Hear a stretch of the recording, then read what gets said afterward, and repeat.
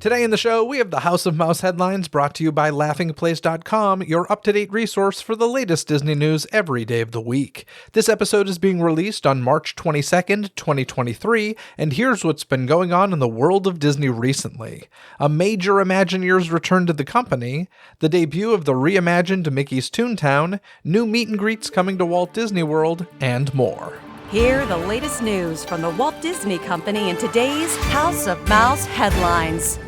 After appearing for a short time in Disney California Adventure, the Incredible Hulk is now headed to Paris. During Josh D'Amaro's presentation at South by Southwest, it was announced that the Hulk would smash his way into Avengers Campus at Walt Disney Studios Park soon. However, no specific date was mentioned. Still, fans in Europe can keep an eye out for the Avenger on their next Disneyland Paris visit. Just in time for spring, Tenaya Stone Spa at Disney's Grand Californian Hotel and Spa is introducing fresh, new offerings to make guests' vacations even more relaxing and revitalizing. On top of that, the spa will now offer new sunrise yoga sessions in Disneyland Park, with each class taking place in a special location, such as the Space Mountain Concourse in Tomorrowland or elsewhere, depending on the park's schedule for the day. Designed for all skill levels, the class includes a fitness towel, light snacks, a bottle of water, and a Disney PhotoPass digital photo download. Yoga mats are also provided for use during the session. These classes are available to book for overnight guests of any of the 3 hotels at the Disneyland Resort. It currently costs $89 per person, and more information, including booking opportunities, can be found on Disneyland's website. Soon, Walt Disney World guests will have a chance to come face-to-face with some extremely popular Disney characters. First, beginning April 22nd, Moana will greet guests at Discovery Island in Disney's Animal Kingdom. That April 22nd date not only coincides with Earth Day, but is the 25th anniversary of the park. Elsewhere this fall, Mirabel will finally be getting her own meet and greet at Magic Kingdom. Located in Fairy Tale Garden, the area will find Mirabel surrounded by whimsical decor inspired by La Familia Madrigal. In the meantime, you can catch Mirabel in the Disney Adventure Friends Cavalcade. At last year's D23 Expo, it was revealed that a Figment meet and greet would be returning to EPCOT. Now we have a slightly better idea of when that will happen. According to Walt Disney World, everyone's favorite purple dragon is currently set to arrive in late summer of this year. Guests will then be able to greet and hug the longtime EPCOT character at the Imagination Pavilion. Of course, now that one dream has nearly been realized, perhaps Disney could find another character to bring back as well. With the official opening of Tron Light Cycle Run now just around the corner, Walt Disney World has made a major update to the former Tomorrowland Light and Power Company store, while also unveiling some new Tron-inspired merchandise. First, the store located next to Space Mountain will now be named Tomorrowland Launch Depot. There, guests will find all kinds of Tron and Tron Light Cycle Run items. In fact, the shop will also host the new Tron Identity program, where guests can turn themselves into personalized custom action figures. As a user, you'll go through the customization process with image capture scanning your facial features. Then you'll select your helmet and body configuration, pick a team, and finally record 6 lines of dialogue in your own voice. In total, Disney suggests that the process takes about 20 minutes, while your figure will be ready within 60 minutes afterwards. Reservations for the program are now open, and each figure comes at a cost of $89.99 plus tax, with no AP discounts offered. A new kiosk serving up some unique food items is now open alongside Tron Light Cycle Run. Energy Bites, spelled with a Y, will feature breakfast items, savory snacks, sweet treats, and refreshing beverages. For breakfast, guests will be able to enjoy the tasty chocolate cake donut holes topped with mocha sauce, as well as Joffrey's cold brew coffee topped with the mocha sauce. For savory options, the Digital Dumplings Buffalo Chicken will combine chicken dumplings, blue cheese powder, and cayenne pepper broth, while a beef and broccoli version is beef dumpling with broccoli pesto and a ginger soy broth. Lastly, the Watermelon Refresher with yuzu and ginger is a frozen sip that promises to take you to another world with tasty flavors. As listeners may remember, to celebrate the 50th anniversary of Walt Disney World, a special license plate was made available to Florida residents. With that celebration coming to a close, now is the last chance for Florida residents to be part of Disney history and take a piece of the world's most magical celebration with them everywhere they go before this special iridescent Cinderella Castle design goes away forever. More importantly, since launching, more than $1.5 million has been raised for Make-A-Wish of Central and Northern Florida through purchases of this iridescent plate, which will help the organization create treasured memories for families and children with life-threatening medical conditions. On that note, Disney will continue this initiative, announcing that a new specialty Walt Disney World Resort license plate with a fresh new design featuring Cinderella Castle is expected to debut this summer, with proceeds from the plate going directly to Make-A-Wish of Central and Northern Florida. Disney Plus's long-in-the-works show, American-Born Chinese, now has a release date. The original series will kick off on the platform May 24th. Also notable is that the show stars two newly awarded Oscar winners, Michelle Yeoh and Ke Huy Quan. Based on the graphic novel of the same name by Gene Luen Yang, American-Born Chinese tells the story of Jin Wong, an average teenager juggling his high school social life with his home life. When he meets a new foreign student on the first day of the school year, even more worlds collide as Jin is unwittingly entangled in a battle of Chinese mythological gods. Be sure to check out this new series streaming on Disney Plus this May. Hulu doesn't just have live sports, it has soda too. That's right, Disney is partnering with Coca-Cola to create a new soda to celebrate the 15th anniversary of the streaming service. Hulu Fanta Surprise is a new limited-time flavor that can be found in Coca-Cola Freestyle machines. The beverage is a combination of sweet lime and ginger, and of course, will be green to match the streamer's logo. You can taste Hulu Fanta Surprise for yourself, as it will be available from March 12th through April 30th in select locations throughout the Disneyland Resort and Walt Disney World Resort. And now it's time to bring back Kyle Burbank from laughingplace.com. Hello, my friend. How are you? I'm all right. How about you, Jeff? I'm doing okay, but the Disney news lately has been a little rough for us because, what is this, the second House of Mouse headlines in a row that we have to say farewell to a Disney legend, as Disney legend Rolly Crump has passed away at the age of 93. What a life, though. Yeah, sincerely, what a life. Incredible. I mean, Rolly Crump, when I think of him, I just visualize those videos with Walt, those behind the scenes of Haunted Mansion and getting ready for the World's Fair, and that's what I visualize. I actually never met him. Had you ever? I've never even seen him in a live situation. No, but I know that Doobie and Rebecca, who are the founders of Laughing Place, interacted with him plenty of times, and they had great stories to share about that. So, but no, I never had a chance to. You know what? I might be lying. I might have met him at either a very early Midsummer Scream or Scare LA during a Haunted Mansion panel. And I shouldn't say met him, but been in the same room with him. For some reason, I didn't think that had ever happened for me. But yeah, I mean, 93, he's one of those people that, of course, I would have loved to have interviewed. But once certain people hit a certain age, I'm like, I know they don't love doing this stuff anymore, so I don't even personally reach out to them in those scenarios. But yeah, unfortunately, he did pass away, but 93, what an incredible life and career. His work for the Walt Disney Company included a significant design contribution to the Enchanted Tiki Room, It's a Small World, and the Haunted Mansion. He, of course, designed the Tower of the Four Winds, which was featured outside of It's a Small World at the 1964 New York World's Fair. Outside of the parks, he worked on animated classics, including Peter Pan, Lady and the Tramp, and 101 Dalmatians, where he served as an assistant animator before hopping over to WED Enterprises, of course, these days, Walt Disney Imagineering.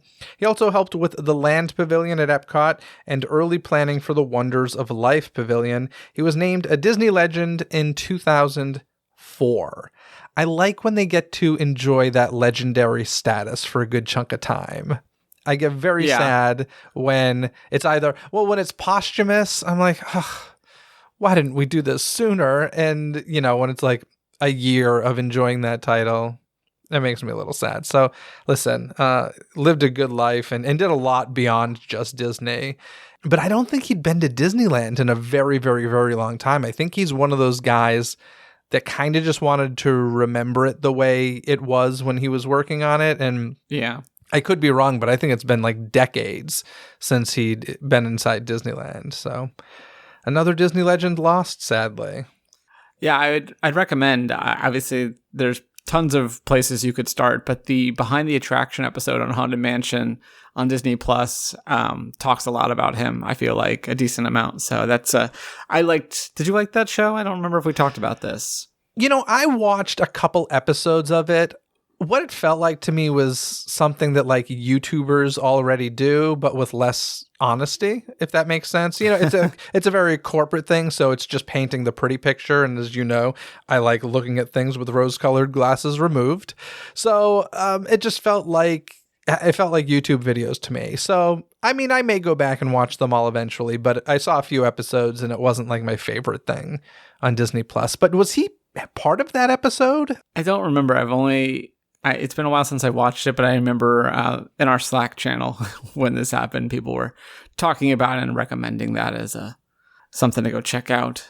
Yeah, so may he rest in peace, and hopefully we don't lose any more Disney legends before the next House of Mouse headlines.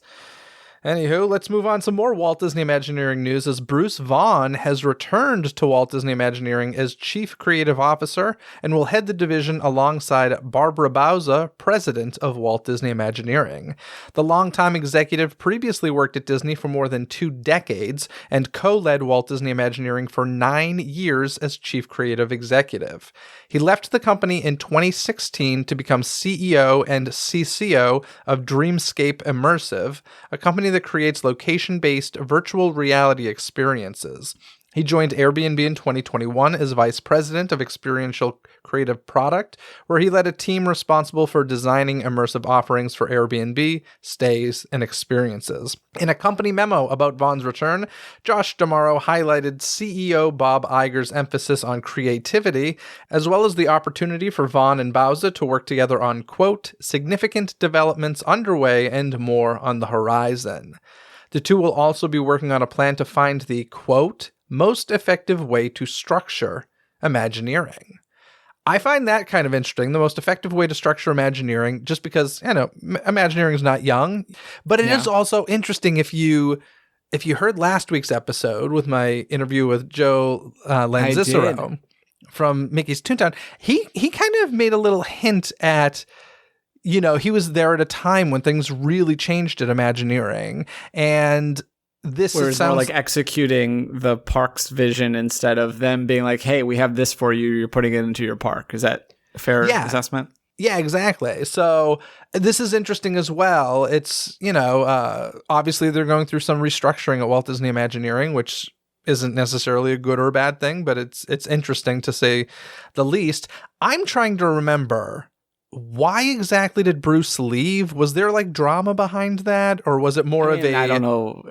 I don't think they ever really say, right? Okay, well, sometimes it's very well known, like when Bob Chapek stepped down, quote unquote. We know what that means. I couldn't recall if that was a similar situation with Bruce Vaughn or not.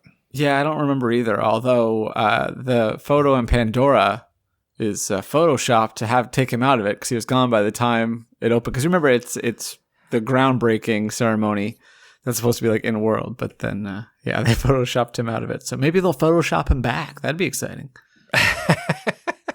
Or you don't have to Photoshop; you just have to erase because he's really in the photo to begin with. That's hilarious. Was he like between people, or were they lucky and like had him on an end? I think they changed the face or something. Oh my gosh, that's hilarious.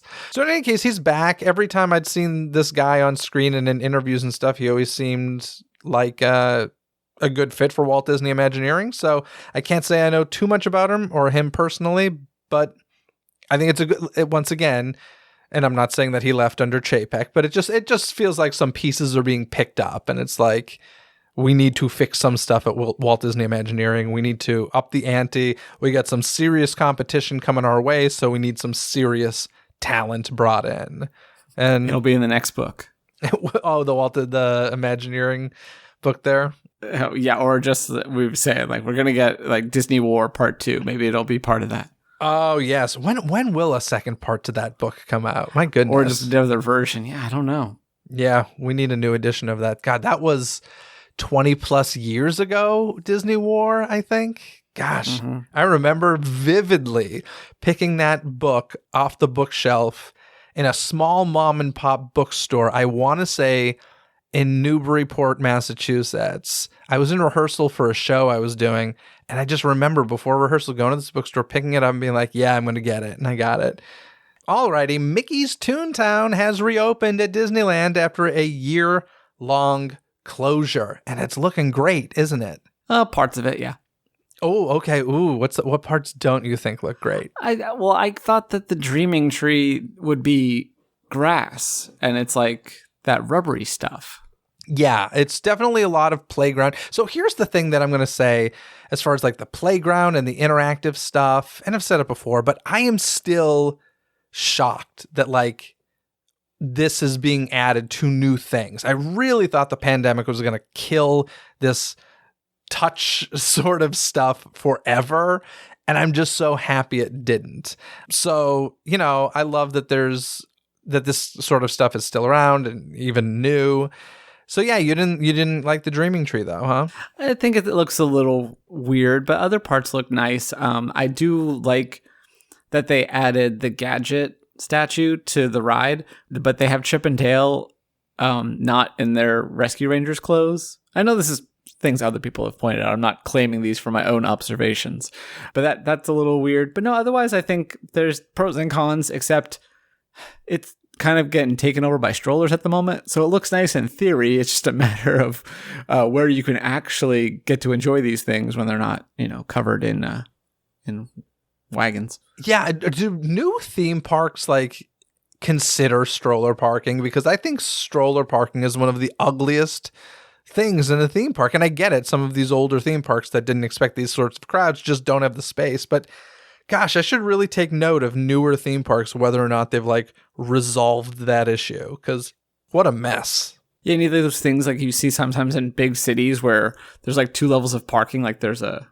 elevator almost that moves it up. Mm-hmm. Just do that so you can have but yeah, it's so crazy. Like just the sea of strollers you see sometimes by like Small World Mall and stuff like that. And yeah, it's crazy. And I don't know how much they can anticipate at a certain amount, but it just gets away from you because who knows what percent. I wonder if they know like what percentage of guests they expect to have strollers. So if you have X amount of people in the park, are you going to have X amount of strollers? And Mickey's Toontown clearly designed for that age range and also not a huge space. So, double whammy there.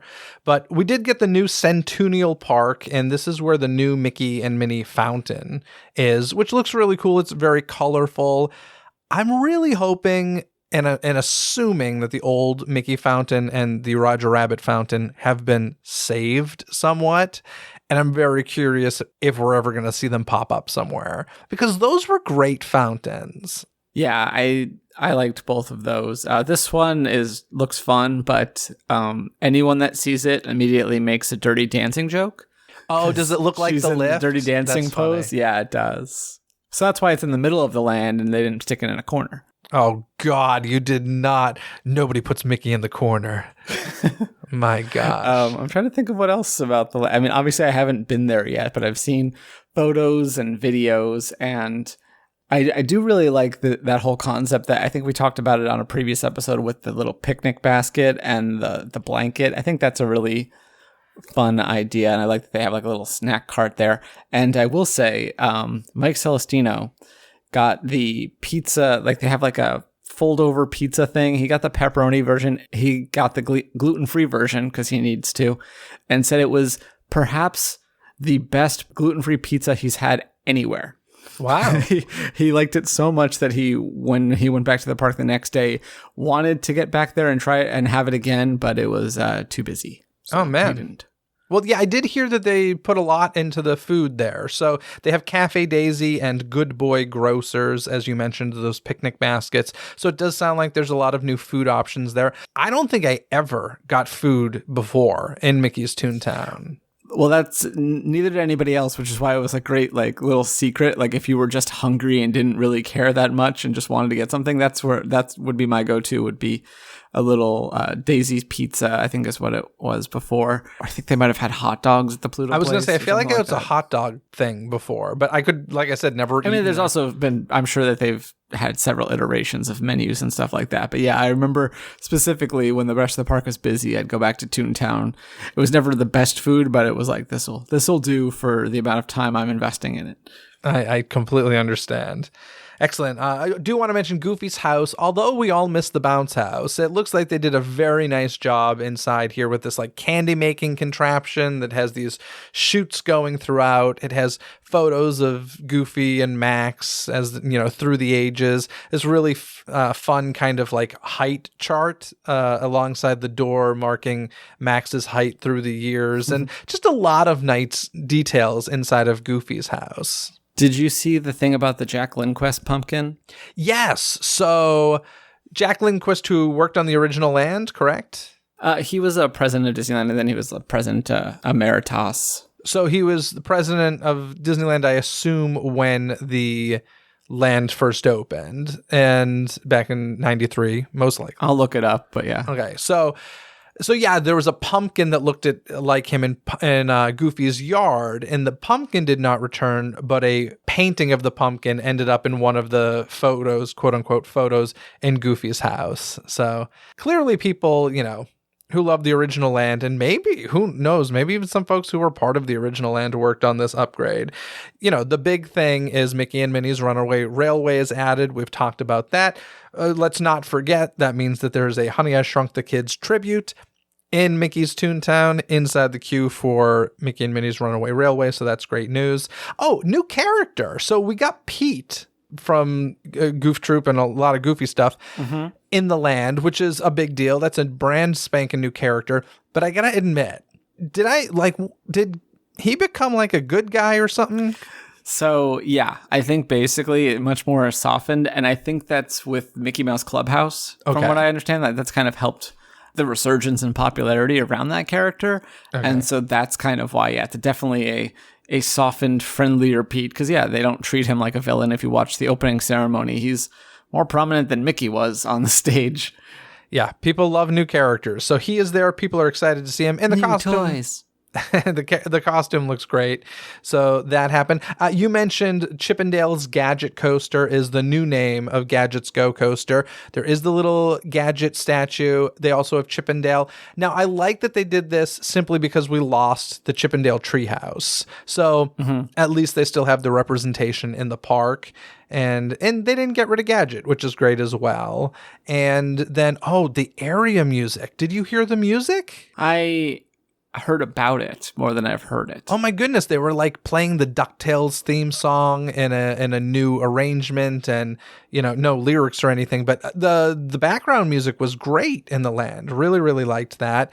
And for everybody who was hoping that the new Mickey's Toontown would connect to Star Wars Galaxy's Edge, sorry to tell you still got to walk through the entire park in the opposite direction. It does not connect. So, but I would say great upgrade. I'm going to miss the fountains. I'll take those beautiful fountains over green space any day, but it is what it is. And I haven't seen it in person yet, but I look forward to checking it out the next time I'm in the park. And I do want to remind folks, if you did not listen to last week's episode, highly recommend it, as I spoke with Joe Lanzicero, who was the creative director of the original Mickey's Toontown, and just fun stories from him and some surprising little factoids. I do want to say, did you see the remote control Mickey's Runaway Railway train toy? No, I did not. So it actually is trackless, just like the ride. And apparently what you can do is turn it on and the cars will follow it. Like you can turn on follow me mode and you steer the one and they follow each other. But it's pricey. It's $150. So not something that everyone's going to be buying, but I appreciate the effort. That is totally the type of toy I would have wanted as a kid. Do you remember? You're a little younger than me, but like when I was growing up, we had like robotic Coke cans, Pepsi cans, flowers. Do you remember this? I kind of grew up in a weird like animatronic time. Oh, yeah. I know. Yes. Okay. I was like, what are you talking about? But no, I did. My mom used to collect a bunch of Coca-Cola stuff. So one year for Christmas, I got her one of those cans where, you make a noise or something and it kind of like dances and crinkles and stuff. Is that what you're saying?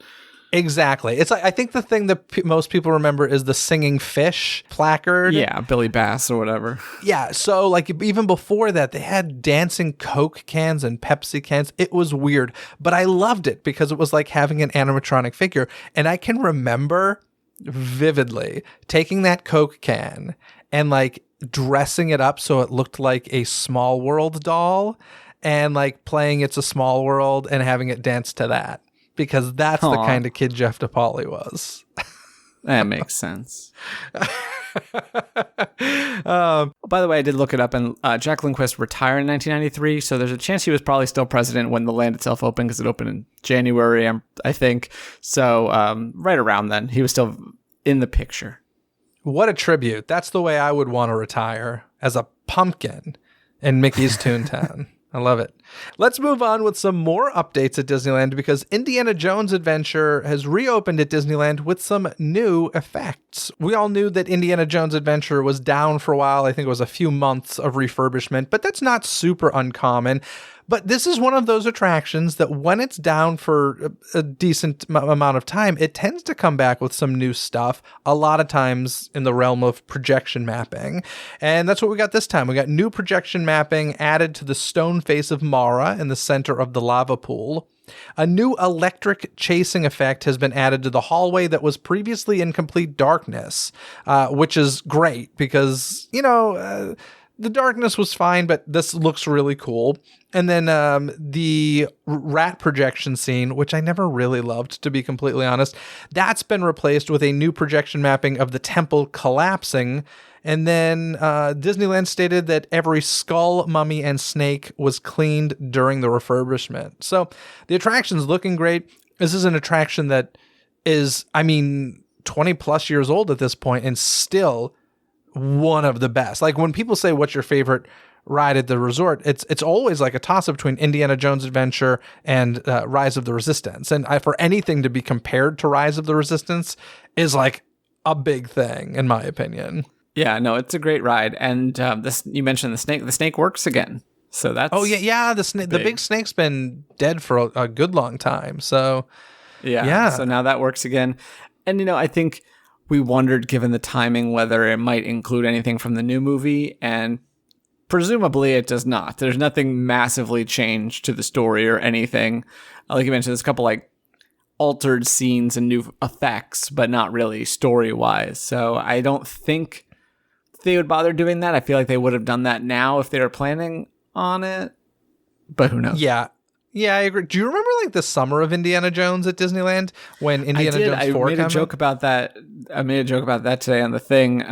They used to fight over they'd come out of, because they had the show at what was Aladdin's Oasis. Yeah. They'd go on to Tarzan and they'd fight on like the bridge and stuff. But I remember the controversy was that during the show he hit a woman who was obviously like a bad guy, but there was some people that reacted to that. That's all I remember about the summer of Indiana Jones.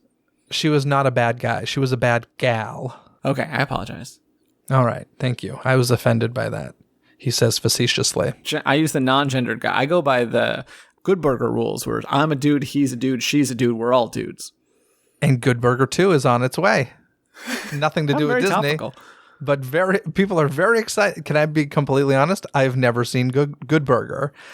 And I grew up with all that. Not only enjoy Good Burger, and happened to catch it on Pluto TV this past weekend. So Pluto TV, there's that. The service with commercials, but is absolutely free and has no relation to Pluto the dog.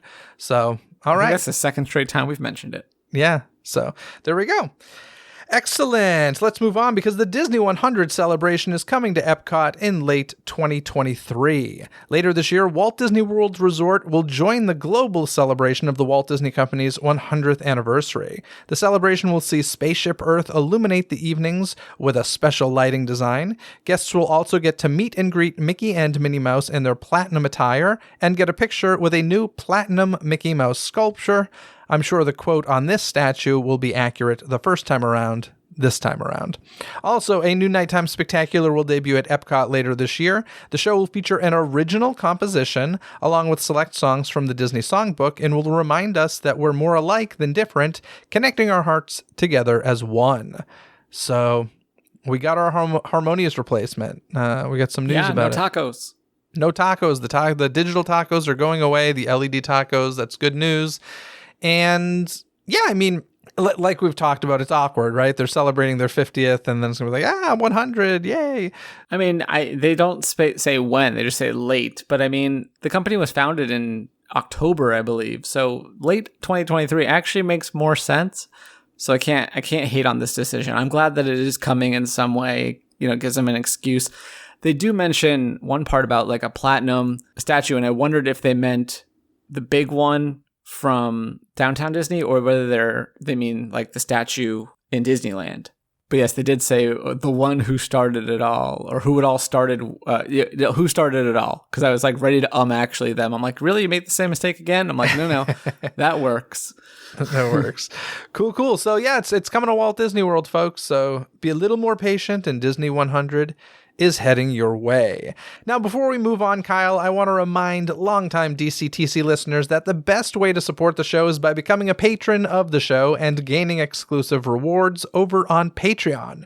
The DCTC Patreon link is in this episode's description, and that is all. Sound good? Sounds great. Excellent. Now, Disney has revealed new voyage date for the Star Wars Galactic Starcruiser, confirming that the schedule has been modified from 3 voyages a week down to 2.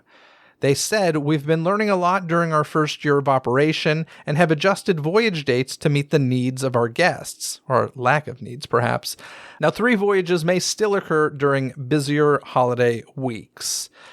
I mean, I don't think this is too surprising and I think maybe the way they're handling it is a little surprising, but the lack of audience, I don't think is too surprising, right?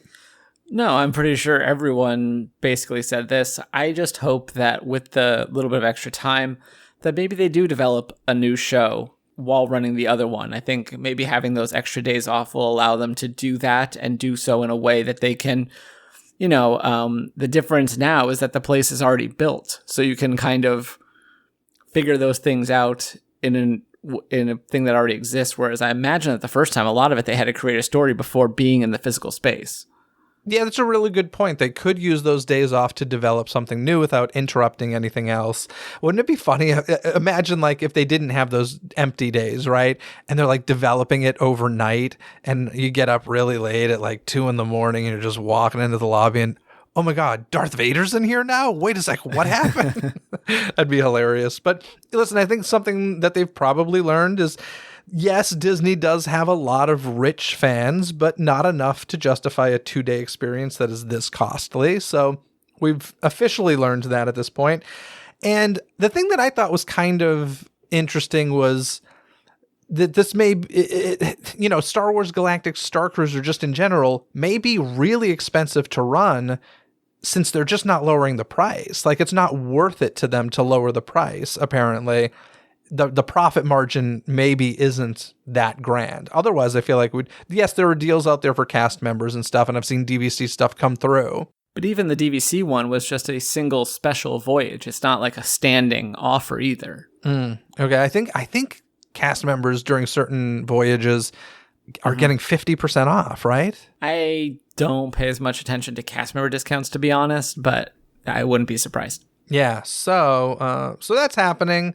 And I mean, you've done it. We did a whole episode about it. You said it was fantastic, but I think across the board, everybody agrees it's very expensive. And when people start adding up the numbers and realizing other vacations they could go on for a week's length versus 2 nights, I think a lot of people are choosing. And also, the repeatability there. Like, if all the conditions were correct, were right, then maybe I'd consider going and doing it again. But I'm much more inclined if they, update the product. Yeah, it'd be very interesting to see a study if they said, hey, we've got a whole new story, come on back. How many people who did it once would come back. I'd be kind of curious to know because, I think there were a lot of people who did it who were just filthy rich and just had the money to blow. But I also think there were a lot of people who were like, no, I really want this experience. I'm going to save up for it. And they did it. And so I'm kind of more curious for those people. Was it worth it if it were just a brand new story? All right, moving on. During a presentation at South by Southwest, Disney Parks Experiences and Products Chairman Josh D'Amaro gave fans a look at the brand new prototype robot from Walt Disney Imagineering. D'Amaro didn't specifically say what this new animatronic would be used for, but she certainly bears a striking resemblance to Judy Hopps from Zootopia. The new robot can fall down, get back up, and even do a somersault, and is designed to create an emotional connection with guests. And this is all with no wires. So yeah, it's a pretty impressive little robot. Yeah. And what's funny about it is, so we had someone at South by, and when they were live blogging it, they're like, oh yeah, they said that their thing with this project was to try everything. And I'm just like, okay, cool. And then I actually see the video of it. I'm like, oh, it's Judy Hopps. That makes sense. But they never called it Judy Hopps. And in fact, he told me that at the event afterwards, one of the people that knows him was like, hey, why does everyone keep calling this Judy Hopps? They're like, because it looks exactly like her. And we all know Zootopia Land's coming up. And you said try everything. And it is Judy Hopps. Like, what? Did you think you were going to pull one over on us? But yeah, it looks pretty cool the way she kind of does a somersault, or she falls down on her rollerblades and then gets back up in the little demo that they did. Yeah, I'm curious what this would be used for, because this isn't, I don't think it's going to be a character wandering through the land.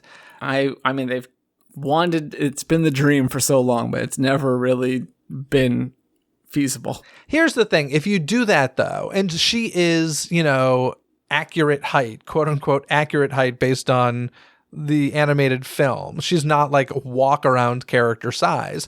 So once you start that, it's you've got to fully commit, because you can't have that Judy walking around and then a mascot Nick walking around. So that's a really good point. So I feel maybe for a stage show, or I don't know. It's interesting. Yeah, kind of Spider-Man Stuntronics is, I think, easiest comparison, but obviously this comes with different challenges from that, where you just have, swap it out for a real guy versus the robot. Yeah, it's no scale issues with Spider-Man. So yeah, and I imagine that Zootopia Land's going to have a bunch of different scale things. That's kind of what's going to make or break the land, is the scale of it, I think. Yeah. So listen, the tech is cool. That's probably the most exciting part of Imagineering, is the department that just tries all these new things. And listen, a lot of times we'll see these and they'll be very temporary. We haven't seen Lucky the Dinosaur in a lot of years. We haven't seen the Muppet Mobile Lab in a lot of years. And this is cool tech. Wally, yeah. It's so it's all cool tech, but it comes and it goes. And even Talking Mickey. Gotta be honest, I miss Talking Mickey for the meet and greet. And I always get a little confused with that. Obviously they learned something that's okay, this isn't working as much as we would like, but it just always feels like such a waste when they make something really cool that we see for such a limited time. So here's hoping this becomes, a much more permanent thing. Even the other thing that they showed at South by Southwest was the interactive Tinkerbell meet and greet, which they were testing in 2021 at Taste of Disney before the parks reopened. This was an augmented reality sort of thing, right? Yeah, so it's the little, what is it, lantern with Tinkerbell in it as a projection, and you can talk to her. So she's, going back to the scale thing, it's an actual 2-scale Tinkerbell instead of you having to shrink down to go to Pixie Hollow. Yeah. Yeah, so lots of new tech coming out of Walt Disney Imagineering. That's kind of what they do best, and we'll see where it goes, because it may or may not be Judy Hopps, right? Wink, wink. I mean, I don't know. They might have just developed it to be Judy Hopps, and not necessarily to go into the land. It could be something. It could be an animal kingdom instead of being in the actual Zootopia land. But I think they designed it to be like Judy Hopps, but not necessarily because they want to employ it. Does that make sense? I think they did the Judy Hopps lookalike thing just to start these rumors, and then it's really going to come out as Figment. There you go. with ears and rollerblades. I mean, I guess that makes sense for the time that Figment was around, 80s and 90s. Listen, he's one little spark. He can be whatever he wants with a little bit of imagination, Kyle. Come on, get with it. He could be a skunk. He could. He very much could, and is daily, multiple times. Anyway, before we go, let's just talk about the Oscars for a quick second. Did you watch? I watched certain speeches and the monologue and stuff like that. I didn't sit and watch the whole thing, unfortunately. All right. Well, I did. It was delightfully uneventful, given last year's conundrum. I did catch that bit at the end, too, where like Oscars without an incident. Yeah, no, it was actually quite enjoyed it. It was just a year where I honestly didn't care about many of the films, and the one that swept, I really hated. I know, sorry, don't at me, but what is it? Everything, Anywhere, All at Once? Or... Everything, Everywhere, All at Once. Okay. Hated it with a passion. But hey, same reason I disliked it. Other people loved it, and I'm glad they liked it. But in any case, it just wasn't an exciting award season. There were definitely people I was excited to see win. All of the actor-actress categories. Such exciting wins, so much gratitude, so much excitement there. But the thing I want to talk about is they showed the Little Mermaid trailer, an extended Little Mermaid trailer, which I was happy to see and also pissed off to see because it felt so tacky to put this in the Oscars. Yeah, because I guess maybe people would have just thought that it was like free advertising beforehand, but I guess because they did the Disney 100 and the WB 100, and WB used their segment to actually look back at the past movies instead of promoting their next one, it both made it better and worse. Yeah, first of all, can we just talk about how weird it is that both the Walt Disney Company and Warner Brothers turned 100 this year? And then there was something... Big year for Burbank. Yeah, and then there was another entertainment-related thing that's turning 100 this year that I'm blanking on, but I was reading about recently. I was like, gosh, 1923 was quite a year for the entertainment industry. It's kind of insane, to be honest. But yeah, so they showed the trailer, and it would have been fine if they'd like cut to a commercial break and just showed the trailer during a commercial break. But like they literally made it part of the Oscars presentation, which I get it, is on ABC, and I get it. Papa Iger's sitting in the audience enjoying this. But like, I don't know, it felt ultra tacky to me. Having said that, I think the film looks beautiful. We'll see how it goes. You know, these animation to live action are always kind of a crapshoot, it feels like, but it looks nice and I'm looking forward to seeing it. I did like her performance. I thought that it really matched the original in a cool way. And some of the visuals looked nice, but I'm not going to rush out to see it. I haven't really rushed out to see any of them. I think my favorite is probably still the first Alice, if I'm being honest. I've never seen the Alice in Wonderland movies, the live action ones. Like, at least it did something different enough, you know? Just the idea of having it be Tim Burton is already like, okay, well, I'm on board with that. It seemed to have a purpose, whereas I don't think a lot of these other ones have a whole lot of purpose. Yeah, they were definitely standalones, very much in the way that like 101 Dalmatians was when they did those live actions. They felt very different, whereas these newer ones seem to just lean into the legacy of the animated films. But having said that, Little Mermaid is my favorite Walt Disney animated feature, so I will be rushing out to see this. I'm excited. One other thing I want to mention, this happened a while ago, but we really haven't talked about it. Magic Happens, the parade, has finally returned to Disneyland after only running for like 2 weeks pre-pandemic, which is super exciting. But as I'm sure many of you have heard and or seen, Zippity Doo Dah used to be part of like the finale of the parade.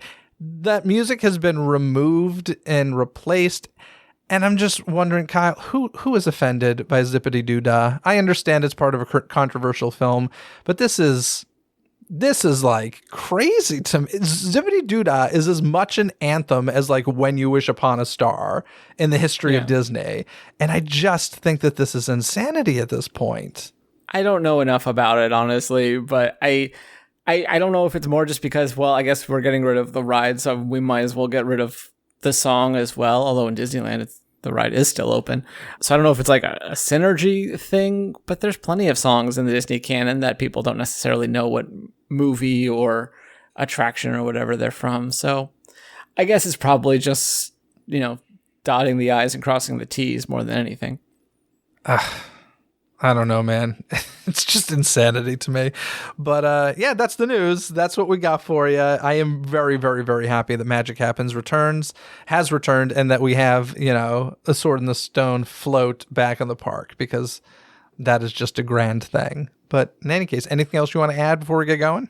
Hyperspace Mountain's coming back, as we all knew it would, but we have a closing date this time. It's going to open on May 1st, close on June 4th. So I think that's good. I'm glad that they're announcing that, because in the past years, it's been kind of an up in the air thing when people just have to guess when the regular Space Mountain is coming back. So I don't mind it being there for a month. Yeah, Hyperspace Mountain is coming back to Disneyland for for Star Wars Day/month, and it's funny because I love Hyperspace Mountain, but I've seen quite a few people not happy.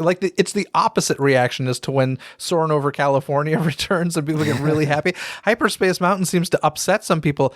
I flippin' love Hyperspace Mountain. Have you ever done it? I have. I've done it. I actually done it here. Not here, because I'm in Missouri right now. I've done it in California, and I've also done it in Hong Kong. And then my wife's done it in France. So she wins with all three versions. Yeah, I love it. I don't get the Hyperspace Mountain hate, especially if there's an end date for this. But, I think it's great. That in Ghost Galaxy, which is becoming kind of infrequent every other Halloween or whenever the heck they do it. It just seems I don't think it's... You don't think it's ever coming back? It's been around for a while. Oh, I don't know. I'm not saying it's never coming back. I just don't think it's been around for a while. Ghost Galaxy was so good. Oh, man. Anywho, yeah, so that's happening too. Excellent. Thanks for that reminder, Kyle, and I'll talk to you again in a couple of weeks. Talk to you then. To read more about any and all of the stories you've heard here today, simply visit the show notes link in this episode's description. You've heard the news, and now I want to hear what you have to say about it. What do you think of the updates at Mickey's Toontown? Share your thoughts on that or any other topics mentioned in today's episode. Call 818-860-2569, and you may just hear yourself on a future episode of Disney Coast to Coast. Thanks for tuning into this episode. Don't miss any future episodes by subscribing and following Disney, with a Z, Coast to Coast on your favorite podcast app, where episodes are available 24/7. Until next time, anything you need can be found in this episode's description. From additional information and links discussed in this episode found in the show notes, contact info to reach me, access to the show's official website, some free gifts from me to you, and so much more. So be sure to check out this episode's description. Other than that, folks, have a magical day. Bye!